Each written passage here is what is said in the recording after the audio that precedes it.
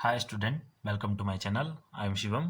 तो आज हम देखेंगे convert 10 newton into dyne using dimensional analysis.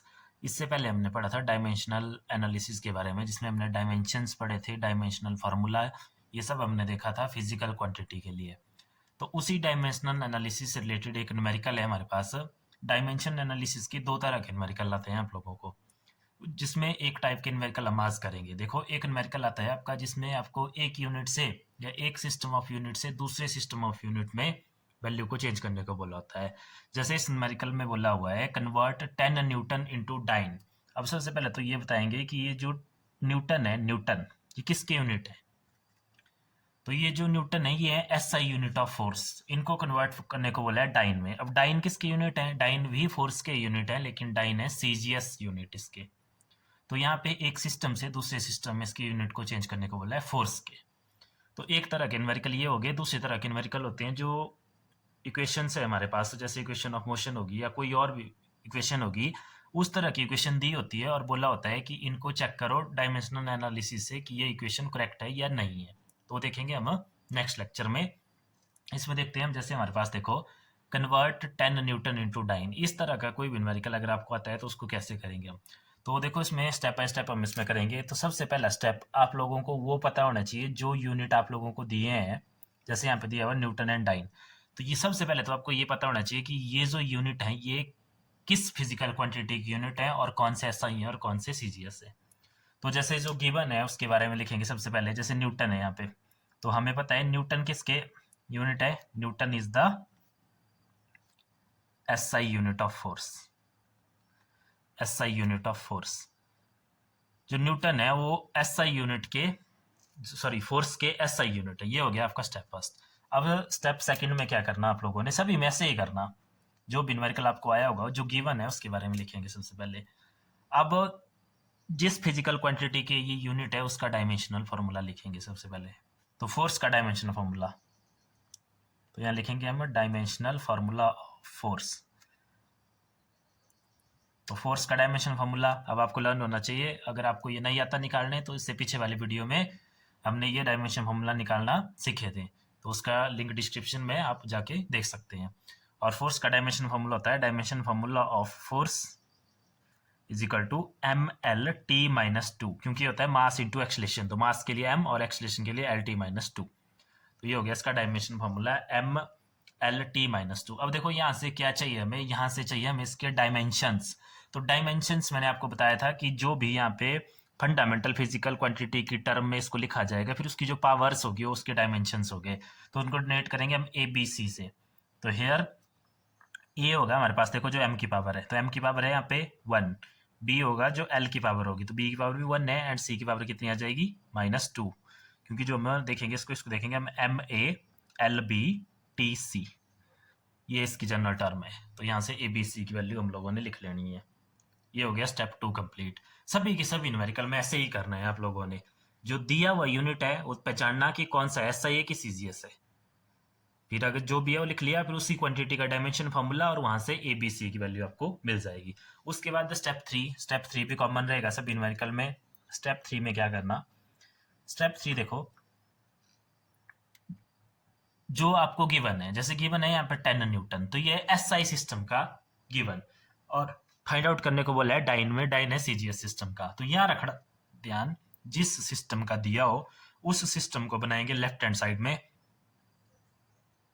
जैसे इसमें हमें दिया हुआ है 10 न्यूटन, मतलब एसआई सिस्टम दिया हुआ है, तो एसआई सिस्टम बनाएंगे हम यहाँ पे लेफ्ट हैंड साइड में। तो एसआई सिस्टम, और दूसरी तरफ बनाएंगे जिसमें कन्वर्ट करना है सीजीएस सिस्टम। फिर इसके लिए क्या करना, जो फंडामेंटल फिजिकल क्वांटिटी है हमारे पास, मास लेंथ टाइम, उनके लिए यहाँ पे इस सिस्टम को बनाएंगे। जैसे मास को मान लो यहाँ पे m1, लेंथ होगी l1, टाइम हो गया t1। इसमें आ जाएगा हमारे पास मास m2, l2 length and t2 length. तो एसआई में मास को किस में मेजर करते हैं, वो लिखेंगे हम यहाँ पे 1 किलोग्राम में। लेंथ को इसमें मेजर करते हैं हम मीटर में, और टाइम को किस में मेजर करते हैं हम सेकंड में। तो ये आ गया 1 सेकंड। उसी तरह से सीजीएस में मास मेजर होता है आपका 1 ग्राम में, लेंथ मेजर होती है आपकी सेंटीमीटर में, और टाइम मेजर होता है आपका सेकंड में। इसमें ये सेकंड ही होता है। अब देखो ये सिस्टम तो कॉमन है, ये बनाना ही बनाना है हर एक न्यूमेरिकल में। ये सिंपल एसआई सिस्टम बनाया हमने, ये सीजीएस, जिसमें m1 मतलब मास, l लेंथ, t टाइम। तो दोनों सिस्टमों के लिए अलग बता दिया, इसके लिए m1 l1 t1 और इसके लिए m2 l2 t2। किलोग्राम में या ग्राम में या मीटर में या सेंटीमीटर में या सेकंड में, और यहाँ भी सेकंड में, टाइम तो दोनों सिस्टम में सेकंड में ही होता है।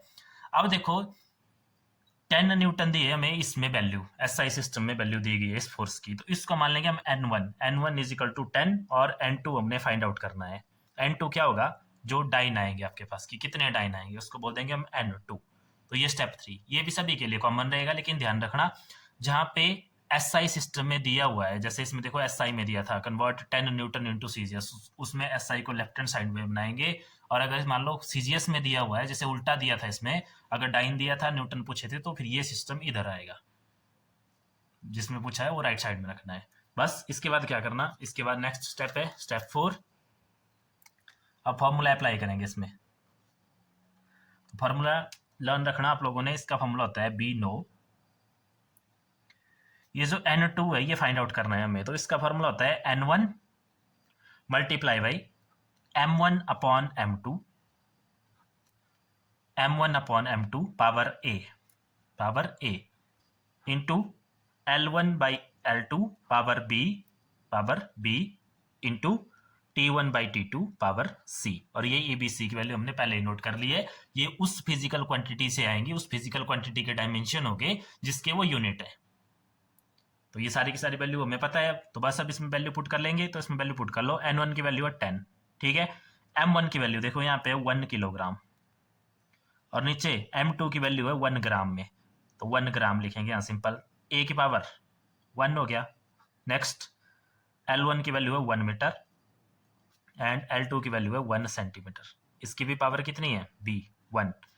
नेक्स्ट 1 सेकेंड अपॉन 1 सेकेंड, क्यों, क्योंकि t1 की वैल्यू भी 1 सेकेंड है और t2 की वैल्यू भी 1 सेकेंड है, टाइम को दोनों में सेकेंड में ही मेजर करते हैं, पावर है -2। तो ये हमने सारी की सारी वैल्यू इसमें पुट कर ली। क्लियर है इतना? देखो दोबारा देख लो एक बार, फॉर्मूला क्या है, n2 is equal to n1 into m1 by m2 power a, l1 by l2 power b, t1 by t2 power c। और ये सिस्टम आपने ऐसे बनाना है, ये एसआई सिस्टम है, आप इसको लिख भी सकते हैं ऐसे कि इसमें मास को मेजर करते हैं हम, इसमें ये लेंथ के लिए हो गया और ये टाइम के लिए हो गया।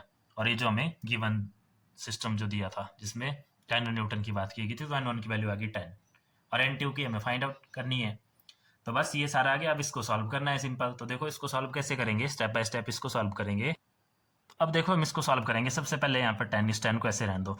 अब देखो ये किलोग्राम है, ये ग्राम में है, तो इनको पहले अगर कैंसिल आउट करना है या कुछ भी करना है तो पहले इनको इक्वल करना पड़ेगा, सिस्टम को जो यूनिट्स हैं इनको इक्वल करना पड़ेगा। तो ये किलोग्राम में, ग्राम में, तो हम क्या कर सकते हैं, इस किलोग्राम को अगर ग्राम में कन्वर्ट कर दें तो हमें पता है 1 किलोग्राम इक्वल टू 1000 ग्राम, तो उसकी जगह आ गया 1000 ग्राम, नीचे 1 ग्राम रहा, पावर 1 रही इसकी। आगे 1 मीटर को सेंटीमीटर में कन्वर्ट कर दो तो ये 100 सेंटीमीटर हो गया, नीचे 1 सेंटीमीटर, और इसकी भी पावर 1 है, और ये तो 1 सेकेंड अपॉन 1 सेकेंड पावर -2 है।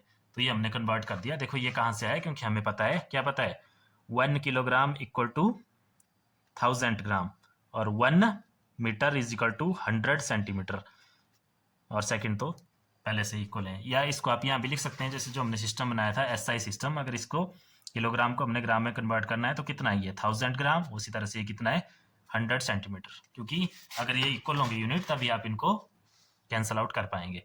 तो ग्राम से ग्राम कैंसिल, सेंटीमीटर से सेंटीमीटर कैंसिल, सेकंड से सेकंड कैंसिल, तो ये रह गया देखो हमारे पास n2 is equal to 10 multiply by 1000 power 1 multiply by 100 power 1, और आगे रह गया 1 अपॉन 1 पावर -2, या सिंपल 1 पावर -2।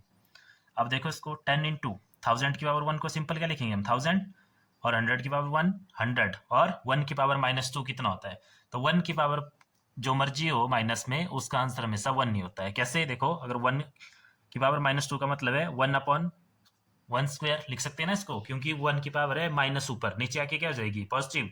सॉल्व कर लो, 1 इंटू 1 इंटू 1 कितना हो गया, 1 अपॉन 1 सिंपल 1, तो कितना हो गया हमारे पास 1, तो ये हो गया सिंपल। अब देखो इसको क्या लिख सकते हैं हम, n2 इज इक्वल टू 1 2 3 4 5 6, 1 के आगे 6 0, 1 2 3 4 5 6, तो ये हो गया। और अगर इसको हमने सिंपल लिखना है तो n2 इज इक्वल टू, देखो 10 इंटू 10 रेज टू पावर क्योंकि इसको हम और क्या लिख सकते हैं, ऐसे भी तो लिख सकते हैं इसको 10 इंटू 5 जीरो आगे एक जीरो वाला कर ली तो सिंपल हो गया हमारे पास 10 इंटू 10⁻⁴ 1 2 3 4 5 10⁻⁵ तो ये आ गई n2 की वैल्यू। अब n2 था हमारे पास डाइन में और n1 था हमारे पास न्यूटन में, तो उसका मतलब है कि हम कर रहे थे 10 न्यूटन को कन्वर्ट, तो 10 न्यूटन इज इक्वल टू कितना आ गया 10 इंटू 10⁵ डाइन, सिंपल।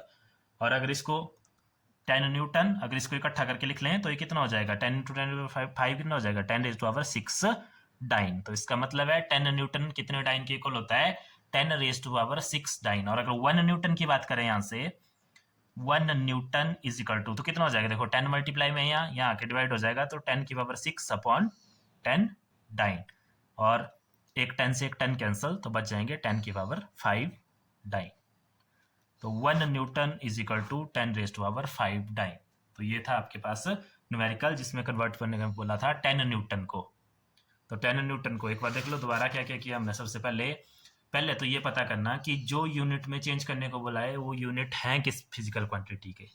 तो जैसे यहाँ न्यूटन और डाइन, तो न्यूटन इसके ऐसा यूनिट थे फोर्स के और डाइन थे इसके सीजीएस यूनिट। तो पहले तो वही लिख लेना कि Newton is SI unit of force, तो बस उसी का डायमेंशन फार्मूला से आपको इसके डायमेंशंस मिल जाएंगे।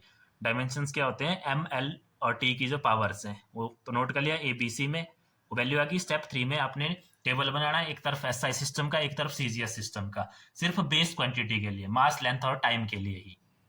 तो मास हमें पता है एसआई में मेजर करते हैं 1 किलोग्राम में, लेंथ 1 मीटर में, टाइम सेकेंड में, और इधर ग्राम सेंटीमीटर सेकेंड। और n1 की वैल्यू दी हुई है यहाँ पे 10 और n2 की हमें फाइंड आउट करनी है।